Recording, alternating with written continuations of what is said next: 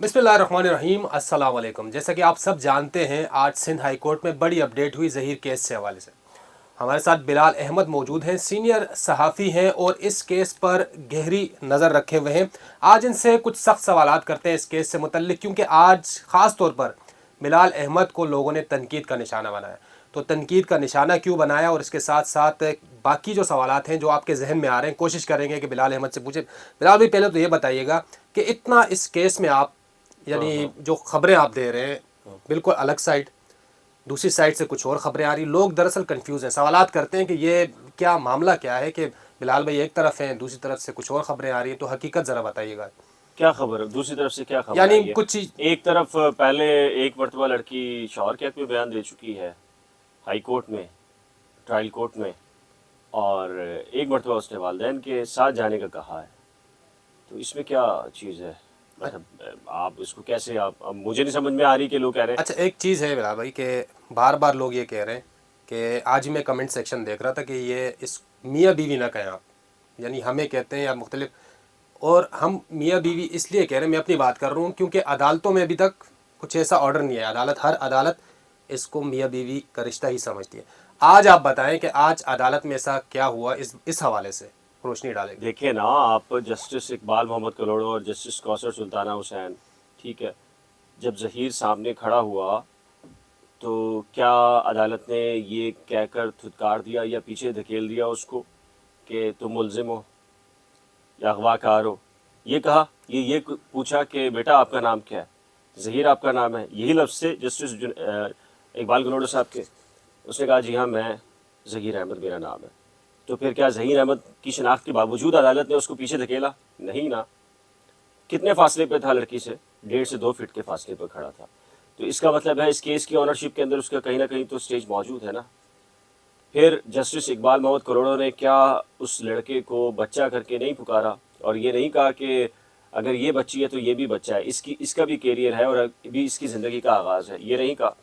और फिर क्या जस्टिस इकबाल मोहम्मद करोड़ों ने ये नहीं कहा कि जो निकाह है वो तो भी इंटैक्ट है और ऐसा कोई कानून ही नहीं है जिसके अंदर अगर अगर अगर कम उम्री भी साबित हो जाए और सिंध के अंदर भी साबित हो जाए तो निकाह इनवैलिड हो जाता है? कहा नहीं ना। देखिए, बिल्कुल वाज़ेह चीज़ है, जो चीज़ें हम कह रहे थे हमारी हर बात की आज दुरुस्तगी साबित हुई है। हम ये कह रहे थे कि लड़की ही जो कहेगी वो होगा। लोग कह रहे हैं कि लड़की आज वालिदैन के घर चली गई। ओ भाई, 16 अप्रैल को वो अपनी मर्जी से आई थी, जिसके साथ भी आई थी, गली के कोने से आई थी या गली के बाहर से आई थी या शहर छोड़कर आई थी या दूसरे शहर में गई थी। आज उसने अपनी ही उस बात को रिवर्स कर लिया है या उसका ख्याल तब्दील हुआ है तो उसकी मर्जी चली ना। 16 अप्रैल को भी उसकी मर्जी शामिल थी, आज भी उसकी मर्जी शामिल थी। सर्कमस्टांसेस डिफरेंट हो सकते हैं ना। तो मुझे एक बताएं कि इसमें फ़र्क क्या नज़र आया आपको? मुझे तो कोई फ़र्क नज़र नहीं आ रहा। फिर दूसरी सबसे अहम बात यह है कि ये इंटरम कस्टडी है। क्या जब गुल मोहम्मद फ़ारूकी ने कहा कि जी लड़की से पूछ लिया जाए कि उसे अगवा किया या नहीं किया, पहले तो एक्यूज़ की तरफ से नहीं होता बल्कि मुल्ज़मान इल्ज़ाम लगाते हैं, मुद्दई इल्ज़ाम लगाता है, तो गुल मोहम्मद फ़ारूकी ने कहा, तो क्या उधर से लड़की ने यह कहा चीख करके जी मुझसे ज़्यादती हुई, मुझे किडनैप किया, ऐसी कोई बात की? आप जिस लोकेशन पे वकास आप थे उसी लोकेशन पे मैं खड़ा था। सबसे पिछली जो रॉ थी उसके ऊपर जो पुलिस ऑफिशियल्स और उनके साथ ही लड़की बैठी थी, ऐसे ही है।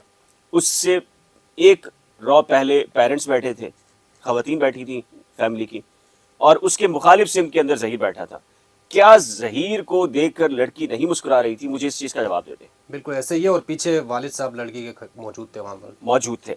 क्या सहाफ़ी ये डिस्कस नहीं कर रहे थे कि यार लड़का और लड़की देख देख को मुस्कुरा रहे हैं? नहीं, कुछ वकला बाहर निकले उस वक्त और वो बाहर कहने लगे यार ये आज भी लग रहा है कि बयान कुछ और होगा। क्यों? इसकी वजह बताएं। चलें आप, मैं छोड़े, आप बताएं कि आपने उस लम्हे जब दोनों का आई कांटेक्ट हुआ तो क्या देखा आपने? देखें, और उस तरफ के जो सहाफ़ी हमारे दोस्त हैं वो भी क्या कह रहे थे? कन्फ्यूजन तो थी उस वक्त, यानी सस्पेंस का, जैसे पाकिस्तान इंडिया का मैच सनसनीखेज मराहिल में दाखिल हो जाता है, वही सूरत हाल थी। और दरख्वास्त चूंकि वालिदैन की तरफ से लगी हुई थी तो हमें भी कुछ खदशा था कि शायद बयान कुछ और आए, लेकिन बयान वही आया जो वालिदैन ने दरख्वास्त लगाई थी, उसी हवाले से आया। बिलाल भी एक और सवाल करूँगा। जाते वक्त हमने एक वीडियो बनाई जिसमें सहाफ़ियों ने पूछा उनसे, दुआ ज़हरा से या ज़हीर की बेगम से, कि आप माँ बाप के घर जाना चाह रही हैं, तो उन्होंने बड़े गुस्से से जवाब दिया कि आपको क्या लगता है, यानी वो वीडियो मौजूद है। हाँ। तो ये जो बॉडी लैंग्वेज थी आज मुबैना मुगविया की, उस हवाले से आप क्या कहते हैं? देखिए, कुछ भी हो सकता है, आगे कुछ भी हो सकता है। अगर आप क्या समझते हैं कि क्या महज एक दूसरे को अलग कर देने से उसके जज्बात तब्दील हुए, तो मेरा ख्याल है कि ऐसा नहीं है। यकीनी तौर पर उसे यही कहा गया होगा कि सारी सेटलमेंट हो जाएंगी, लेकिन उसके लिए ज़रूरी है कि तुम घर पे आ जाओ। और वो हमेशा से एक ही बयान देती आई है, और आज भी उसने ज़हीर के ख़िलाफ़ बयान नहीं दिया।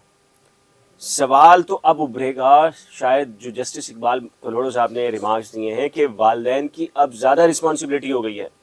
सिक्योरिटी के हवाले से जबान नासिर साहब ने कहा कि हमें सिक्योरिटी चाहिए। हाँ। तो उन्होंने कहा कि पहले तो आप बताएं, आप सिक्योरिटी आप क्या सिक्योरिटी देंगे? 10 लाख रुपए का कहा है कि आप बाउंड जमा कराएंगे। पेरेंट्स को क्यों कहा जाता है? इकबाल कलोड़ो साहब का ताल्लुक तो सिंध से है ना, जस्टिस इकबाल कलोड़ो साहब का। उन्होंने क्या कहा कि इस अंदरूनी सिंध में तो बच्चियां ऐसे कर जाएं तो उनके साथ क्या होता है? कत्ल होती है ना, सिंपल सी चीज़ है ना। और उन्होंने कहा कि जी हम ज़ियारत पे लेके जाना चाहते हैं, या प्लान था। क्या मतलब है इसका? ये इंडिकेशंस हैं बखास। यही वजह है कि कोर्ट ने 10 लाख रुपए का बाउंड जमा कराने का कहा है। देखिए, समटाइम्स आप अगर जस्टिस मोहम्मद अली मदर साहब के वो रिमार्क जो सुप्रीम कोर्ट में थे, या हम भी ये कहते हैं कि इस तरह के केसेस जो है वो मुद्दतों चलते हैं, और अभी भी कहीं ऐसी नज़र नहीं आ रही कि जी ये केस अब 1-2 महीने बाद ख़त्म होने वाला है। क्यों? कभी लगता है कि एक फरीक बिल्कुल कामयाबी की इंतहाई अरूज के ऊपर है और 1% रह गया और वो कल वो पूरा हो जाएगा, उसके बाद केस जीत जाएगा। अगले ही लम्हे वो रिवर्स होता है और नीचे आ जाते हैं, और फिर दूसरा फरीक जो नीचे होता है वो उठना शुरू हो जाता है। इस तरह ही मैं देख रहा हूँ इस केस को। फिलहाल आज देखिए, ज़हीर उदास ज़रूर था, जाहिर है उसने एक लड़की के खातिर अपना घर, अपनी फैमिली, सब चीज़ें। आज तो उसको ये भी याद था कि आज 172वां दिन था उसके लिए, और वो डिसहार्ट ज़रूर हुआ है, और बहुत बुरी तरीके से हुआ है। मेरी उससे बात हुई है कि उसने कहा कि वो मुस्कुरा कर, अगर ना मुस्कुरा कर जाती तो शायद उसको ये होता कि शायद मुझसे नफ़रत पैदा हो गई है और उस वजह से वो मुझे छोड़ रही है, कोई और मजबूरी है। लेकिन वो मुस्कुरा कर जब मुझे छोड़ कर गई है तो मुझे मेरी तकलीफ में मज़ीद इजाफा हुआ है। लेकिन वो पीछे तो नहीं हट रहा, उसका केस तो वो लड़ रहा है, और वो उसके जो लीगल टीम से बात हुई तो वो कह रहे हैं हम तो इस केस को सुप्रीम कोर्ट के अंदर भी चैलेंज करेंगे। जब दोनों फ्री कैन पीछे हटने के लिए तैयार ना हो वकास, तो फिर केस तो चलता है। और एक चीज़ तो और साबित हो गई ना हमारी बात, हम ये कह रहे थे कि लड़की का जो बयान होगा उसकी बड़ी हैसियत है। लोग दूसरी तरफ के कह रहे थे कि लड़की के को बयान की हैसियत ही नहीं है, उससे तो पूछा ही नहीं जाएगा। आज क्या हुआ है? लड़की का बयान रिकॉर्ड किया गया है या नहीं, लड़की से पूछा गया है या नहीं? वही बात है, शुरू से हम कह रहे हैं कि जो लड़की बयान देगी, जाहिर सी बात है शुरू में जो बयान दिए वो भी हिस्सा है रिकॉर्ड का। आज जो बयान दी उसी बयान की बुनियाद जिस पर मुखालिफ जो मेहदी काज़मी साहब थे, उनके वकील साहब कहते थे कि लड़की के बयान की अहमियत नहीं है क्योंकि वालिदैन मौजूद है, और उसी बयान पर आज लड़की वालिदैन के साथ चली गई। देखें, डेफिनेटली हम सब भी ये इस मौक़िफ़ पे कायम थे ना कि लड़की 16 अप्रैल को भी लड़की का अपना फैसला, आज भी लड़की का अपना फैसला। इसका मतलब है लड़की के फैसले की हैसियत है ना, लड़की के बयान की हैसियत है ना। अभी तो ये मामला ट्रायल कोर्ट में जाना है मुस्तकिल कस्टडी का। ऐन मुमकिन है ये सुप्रीम कोर्ट जाए और सुप्रीम कोर्ट इस फैसले को कलअदम करार दे और लड़की फिर दोबारा से शेल्टर होम आ जाए। ये भी ऐन मुमकिन है कि वो लड़की जिन शराइत पर वो घर गई है मुबैना तौर के ऊपर, अगर उसकी बात नहीं मानी जाती तो वो शेल्टर होम से अदालत में आके, घर से अदालत में आके, ये शेल्टर इंतज़ामिया या पुलिस के ज़रिए जो है वो अदालत को कुछ और भी बता सकती है। आजमाइश मेरा ख्याल है ज़हीर के साथ नहीं है, अब आजमाइश मेरा ख्याल है फैमिली के ऊपर ज़्यादा आ गई है। इसको अब वो आजमाइश समझें या कुछ और समझें। अभी तक तो, और ख़ुद अदालत ने भी कहा ना कि अब आपकी जिम्मेदारी बढ़ गई है, पेरेंट्स से ये कहा। क्यों कहा? क्योंकि ज़ाहिर है कि उन्हें उसकी अब बात का जो एहतराम करना है, उसकी राय को सुनना है, समझना है, अपने अंदर से वो चीज़ें अब निकालनी पड़ेंगी जो जब तक वो शेल्टर होम में थी तो आप अपनी मर्ज़ी कर रहे थे उसके लिए, लेकिन अब तो मेरा ख्याल है आप नहीं कर पाएंगे। अब तो बिलाल भी एक और चीज़ भी है कि जो यानी शेल्टर होम का माहौल था वो अलग था, अब माहौल चेंज हो गया। वही माहौल जो पुराना था, जिस माहौल में ज़हीर से रवाबित हुए, अब उसी माहौल में वो वापस जा रही हैं। और अब जाहिर सी बात है अदालत ने ये कहा है कि कोई भी मसला होगा तो उस पर फौरी एक्शन लिया जाएगा। हाँ, बिल्कुल ऐसी बात। ये भी एक इनके ऊपर ख़तरे की एक अलामत, एक ये चीज़ भी है।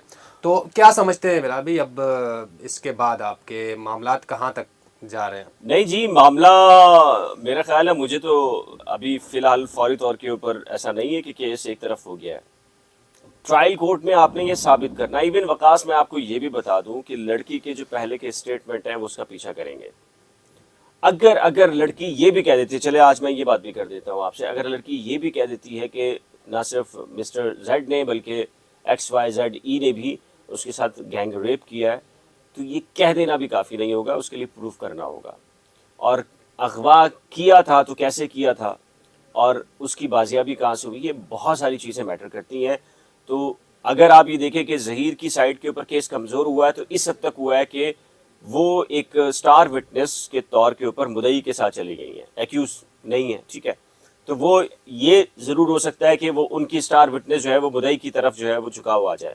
ये नहीं हो सकता कि एक्यूज साइड को इससे बहुत बड़ा कोई डैमेज हो। हाँ, जो मियाँ बीवी के रिलेशंस हैं, उनके जज्बात हैं, वो मजरू कह लें या मुतासिर हैं, वो अपनी जगह पर लेकिन हैं। अभी जो बयानात पहले दिए जा चुके हैं, हाई कोर्ट में बयान दिया, लाहौर में बयान दिया, तो वो बयान ऑन द रिकॉर्ड है। उन बयानात की रोशनी में अगर बयान अब चेंज होता है आगे जाकर, तो केस की क्या हैसियत रह जाएगी? टू वर्जन केस कहलाते हैं, ठीक है ना। जैसे आपने अभी बल्दिया टाउन का जो केस था, ठीक है ना, टू वर्जन केस जब आते हैं ना, इस तरह के बनते हैं, तो उसमें हमेशा से शक का फ़ायदा एक्यूज साइड को जाता है।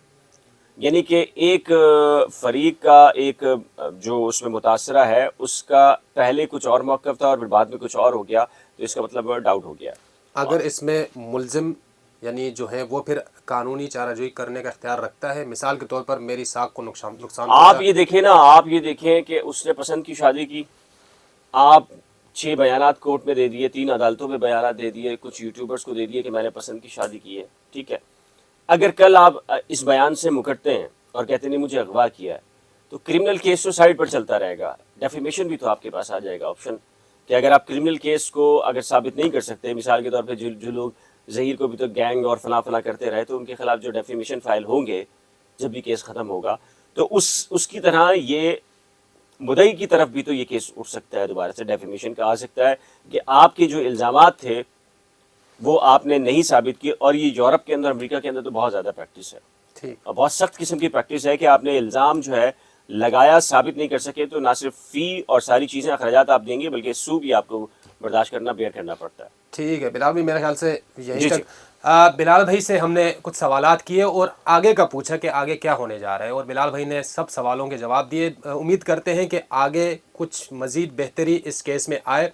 जो भी अपडेट आएगी इन दिनों में, अब जाहिर सी बात है लड़की वालिदैन के पास है, उस दौरान कोई अपडेट आएगी तो बिलाल भाई और हम मिलकर आप तक अपडेट पहुंचाते रहेंगे। हमारे चैनल सब्सक्राइब कीजिए, और अगर कोई सवाल करना है तो कमेंट सेक्शन में ज़रूर सवाल कीजिएगा, जवाब देंगे आपको। अपना बहुत सारा ख्याल रखिएगा। मुझे और बिलाल अहमद को इजाज़त दीजिए। अल्लाह हाफ़िज़। खुदा हाफिज़।